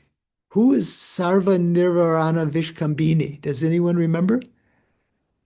I've often joked about him. He's one of the 8 great bodhisattvas with the longest name, right? You know, I joke like when his mother, when as a child, she'd come out, Sarva Nivarana Vishkambini, where are you? You know, when your mother's calling you, she gives your long name, right? You know, Paul, what's your middle name, Paul? Gerard. Paul Gerard Hackett. When she said that, you knew you were in trouble, right? So anyway, Sarva Nivarana Vishkambini, who leads these bodhisattvas, then asks the Buddha a series of searching questions, which the Buddha responds. In response, the Buddha gives detailed and systematic account of the practices, the qualities, and nature of bodhisattvas, the stages of their path, their realizations, and their activities. Many of the topics are structured into sets of 10 aspects. So this is, I'm reading the summary from the translation of this sutra in the 84,000.org site. So you can download that. They expounded with reasoned explanations and illustrated with parables and analogies. This is what this sutra is renowned about. This sutra is said to have been one of the very first scriptures translated into Tibetan, and for that reason, it's considered very, very holy. In several traditional Tibetan histories, the jewel cloud have been among the first few sutras translated into Tibetan using the new script devised by Tomi Sambota. So when the Tibetan kings sent the translators to India to devise a new Tibetan alphabet and so forth and so on, Tomi Sambota was one of the ones during the reign of King Songtsen Gampo, who was about 617 to 650 AD. Some accounts add that the sutra formed part of the collection of the scriptures that Tomi Sambota carried with him upon his return to Tibet as gift from the king from his Indian patron. Okay, so that's a little bit of background about this sutra. So here, this is verse 147 of this sutra. And in the 84,000 translation, their translation of this verse that we're just reading goes, when turning the wheel of Dharma, O protector, you taught that phenomena are primordially peaceful, unarisen, and at ease by nature. And that there's a note there in that translation, note 35 says, this verse is extant, exists in Sanskrit in the form of citation in Chandrakirti's prasanapada, and it gives the Sanskrit there. And of course, it's occurring also in Chandrakirti's Bhasham, but we don't have the Sanskrit of that. So it does exist, the Sanskrit of this does exist in the Prasanapada. And then the commentary continues. As soon as the Blessed One has spoken, the Bodhisattva Sarva Nivarana Vishkambini, surrounded and venerated by a retinue of 100 septillion bodhisattvas, arrived before the Blessed One through his great miraculous power and the great power of the bodhisattvas. The bodhisattvas bowed to the Blessed One's feet, sat down before him, and Savarnivarana Vishkambini then spoke the following verses in praise of the Blessed One's qualities. So this is the following verse after the one that was quoted here. Greatly framed and great insight, greatly famed and of great insight, you are the great capable one, the great hero. He's praising the Buddha, the one who has gone beyond the pains of existence. You have gone beyond the afflictions. Homage to you. So if you have time, you can download that sutra and read those subsequent verses. So that was if you get to that was what did we say? Verse 147, first chapter, verse 47. So Lama Tsongkhapa's commentary continues after that verse. The suchness of all phenomena is tranquil, is pacified, because it is the object of gnosis that has been calmed. The reason that it's the object of such gnosis is because it is intrinsically unborn, is inherently unborn. It is not produced inherently. That's the reason it's the object of such gnosis. And the reason for this, in turn, is that were something to exist by virtue of intrinsic nature, if something were to exist inherently or by an essence, it would then possess arising. If something was inherently existent, it would then possess arising, but since no intrinsic nature exists, what can arise? Therefore, the nature of things is beyond sorrow. It is utterly pure. The word primordially, or adi, I think the Sanskrit of that verse, when it said that the Sanskrit exists in the Prasanapada, let me just see there. It said, in that it says, Adi Shanta. It begins Adi Shanta. So Adi means primordially. Shanta means peaceful or tranquil, like Shanti, right? The word primordially indicates that these phenomena are unborn, not only on the stage of a yogi's gnosis. They're not unborn only when, from the point of view of a yogi's gnosis that realizes the ultimate reality, that of course, they're pacified there. They don't exist there at all. But prior to this stage, even in the context of worldly conventions, these phenomena are unarisen through their own essence. This is what primordial indicates. It is a synonym of the word first, or from the beginning. When we talk about the primordial Buddha, the Adi Buddha, and so forth and so on. So to continue, the root text reads, this is verse 113, things such as vases, or vases, if you wish, do not exist in ultimate reality. yet they exist as well-known entities of the world. Since all entities are likewise the same, the consequence that they are like a barren woman's son is not entailed. There's not that consequence that you're trying to, impute upon us, that you non-prasangikas. So Lama Tsongkhapa's commentary says, Buddhist essentialist schools do not argue that, quote, if something does not exist on the ultimate level, it would not exist even on the conventional level. Why is this so?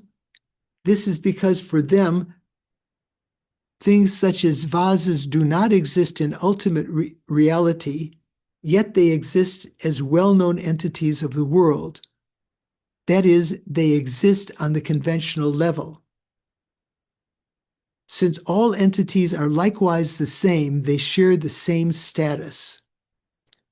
The consequence that the essentialist schools are trying to give to the prasankika, the consequence that if they don't exist on the ultimate level, they are like a barren woman's son, is not entailed. Making sense?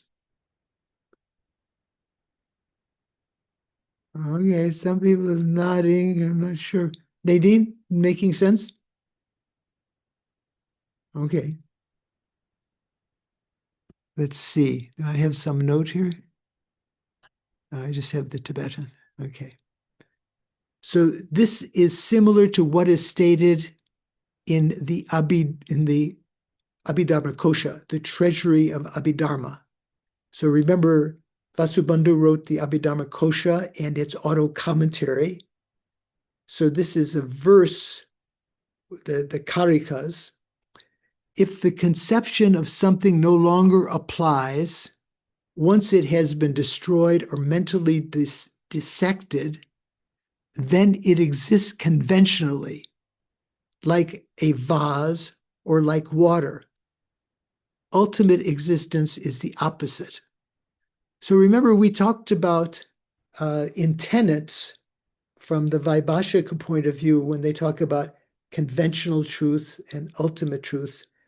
Ultimate truths for them are things that still exist, no matter if you were to try to break them or dissect them with analysis, that they would still exist, like partless atoms and partless moments of mind and so forth. Those are the ultimate truths. But anything that can be broken, like a vase, you can break with a hammer, or something that you can mentally dissect and that it no longer exists, those are conventional truths. So this is verse 4.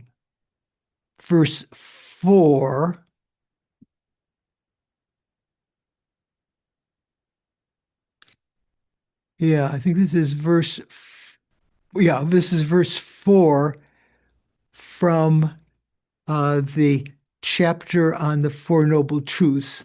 So in the translation of Abhidharma Kosha Bhasham by Pruden, which is, what was his name? Leo Pruden? I can't remember. He translated actually, what was it?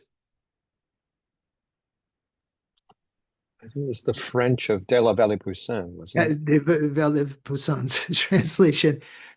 De Vallée-Poussin translated Abhidharma Kosha into French, and Pruden translated the French into English, which is, useful, but adding some of his own notes. So in his volume, which is in English, on volume 3, page 910, if you have it, the Blessed One proclaimed the Four Noble Truths, but he also declared the two truths, relative truth, samvriti satya, and absolute truth or ultimate truth, paramam. Oh, I guess my transliteration here is right. Paramasatya, What are these two truths? Then verse 4, the idea of a jug, of a vase, ends when the vase is broken, when the jug is broken. The idea of water ends when in the mind one analyzes the water. The jug and the water and all that resembles them exist relatively or exist conventionally. The rest exists absolutely, which we would say the rest exists ultimately. So that's from their point of view.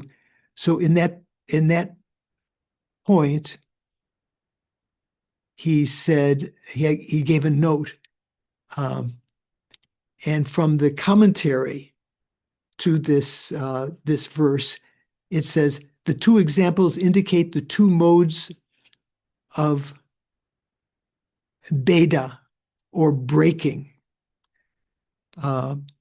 Pots, etc., are broken by a blow, such as by like a hammer, whereas water is broken by mental analysis, by buddhi, by the mind.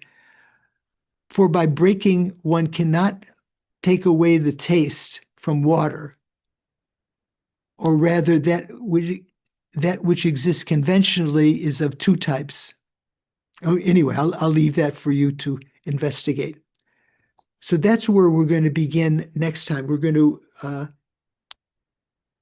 start from this point and the commentary on it in the Abhidharmakosha. Just let me read that for auspiciousness.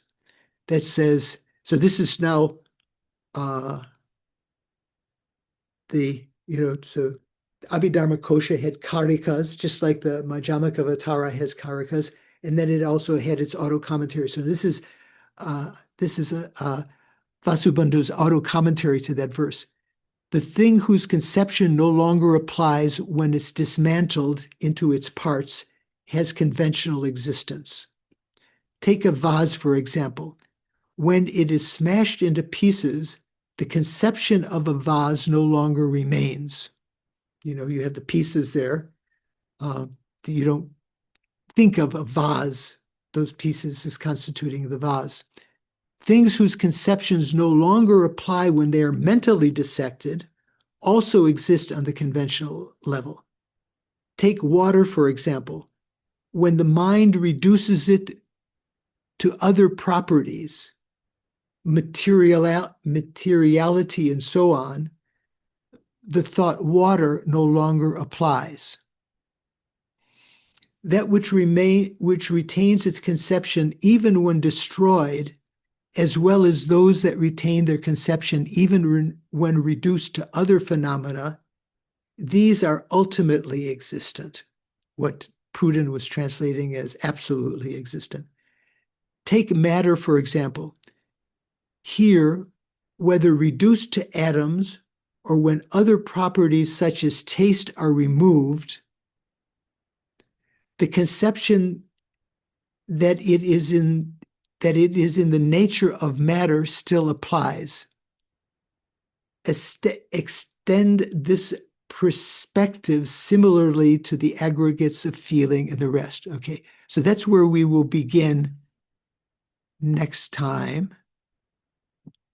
Let me just make a note of that here.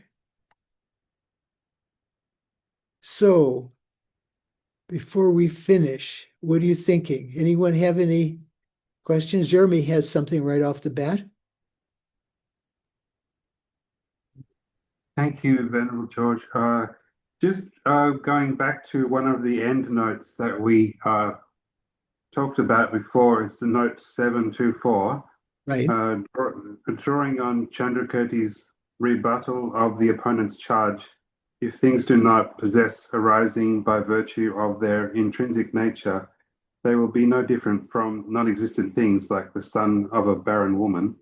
Right. Khapa brings up the point that for a Madhyamika like Chandrakirti, there has to be some criteria of conventional existence that would help differentiate between the existential status of objects of everyday experience and utterly non-existent things like the son of a barren woman. So what criteria would we give there if someone were to ask, what is that criteria? Right. So that is the definition of a conventional truth for Prasangika. Paul, I think you had that memorized at one time, right? What is that? Possibly at one time. So, okay, I thought you would have that at the tip of your tongue. So in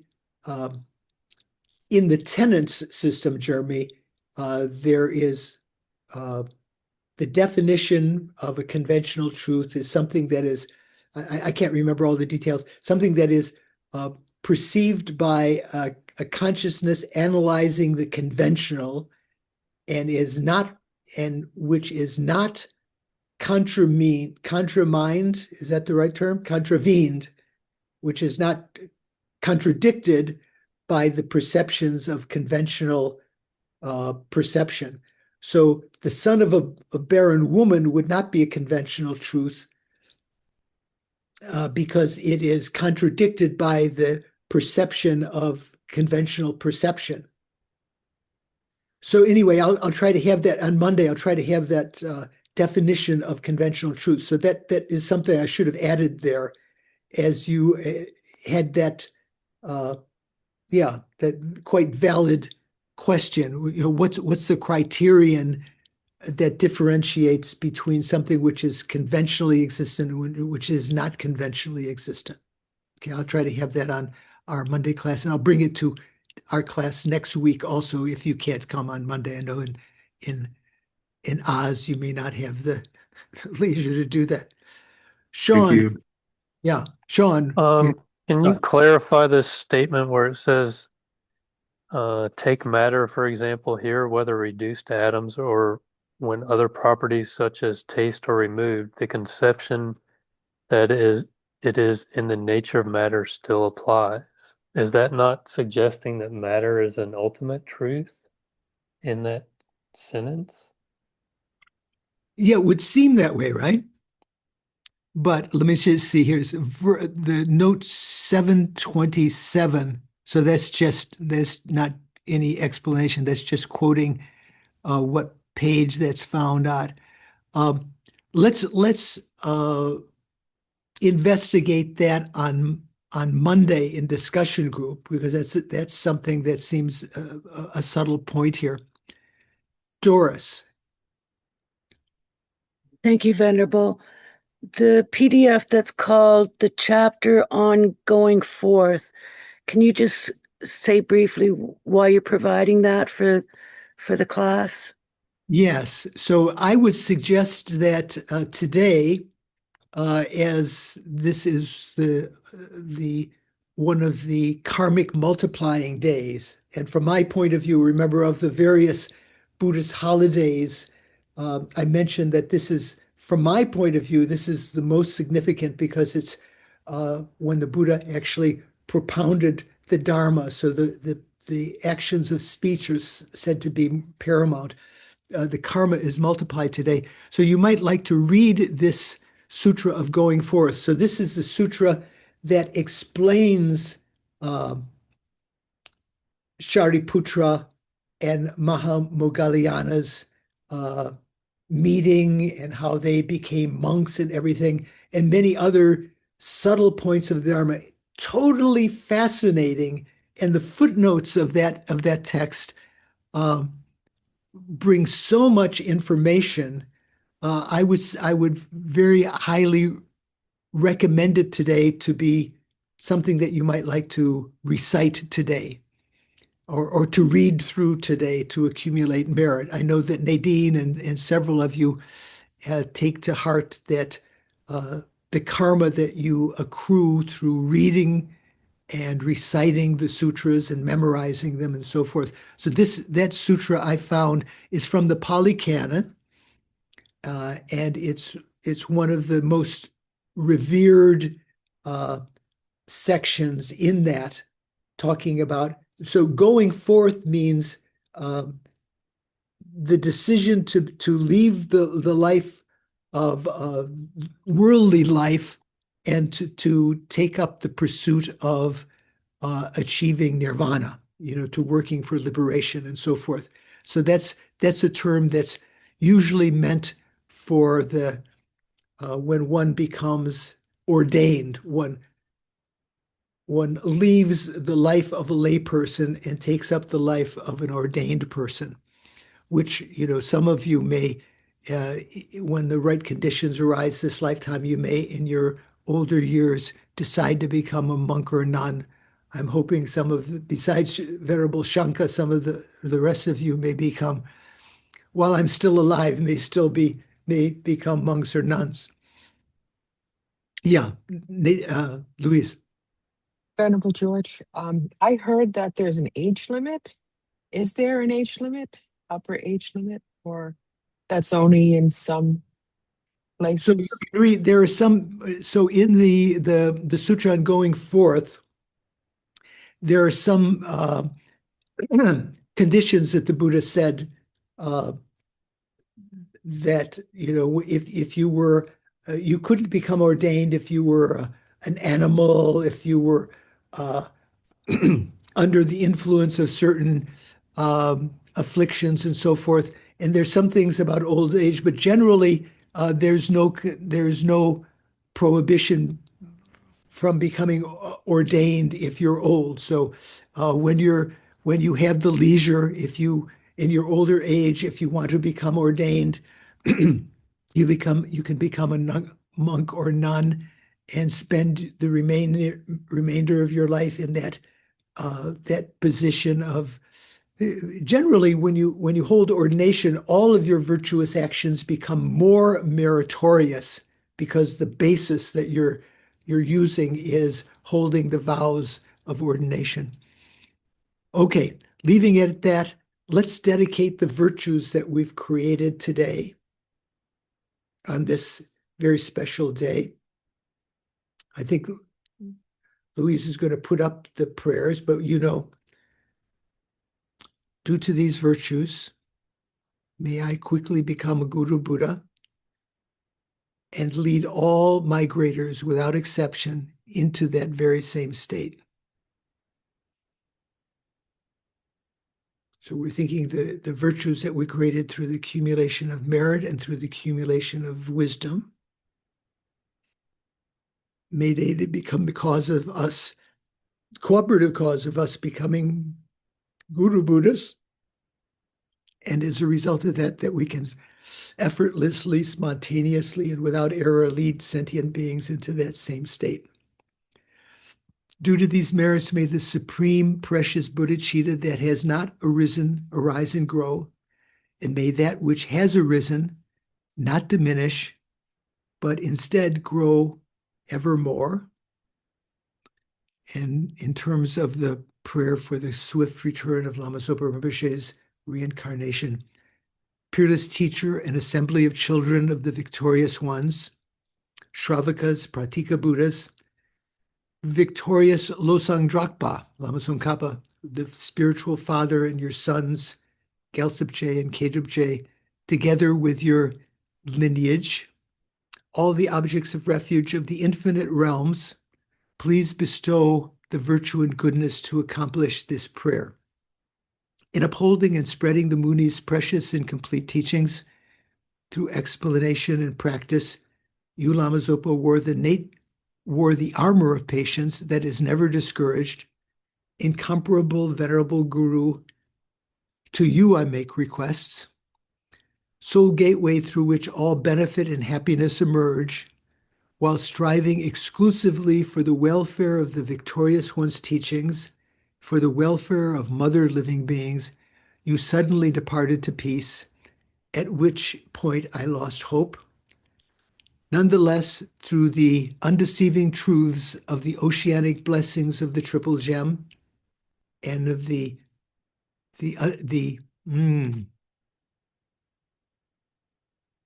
through the power of the truth of the great waves of bodhicitta of the bodhisattvas, the great waves of mind generation of the children of the victorious ones, may the smile of a new reincarnation swiftly beam in glory for us fortunate disciples. It may already be, the smile of the new reincarnation may have already been perceived by his parents or people who are, have discovered him. Let's hope he's already here. I think the Dalai Lama has said that he thinks the reincarnation has already taken place. And then finally, for all of our gurus, you who are my eyes for viewing all the infinite scriptures, supreme gateways for the fortunate ones traveling to liberation, engaging with skillful means moved by mercy, illuminating spiritual friends, I make this request. Implicitly, may you live long and stable lives. Okay, thank you for your perseverance. Today is a karmic multiplying day, so if you get a chance to read any of the PDFs, download them now before you leave, and we will discuss them more on Monday and next week. Take care. Thank you, Venerable George. Thank you, Venerable George. You so much. Soon. Take care.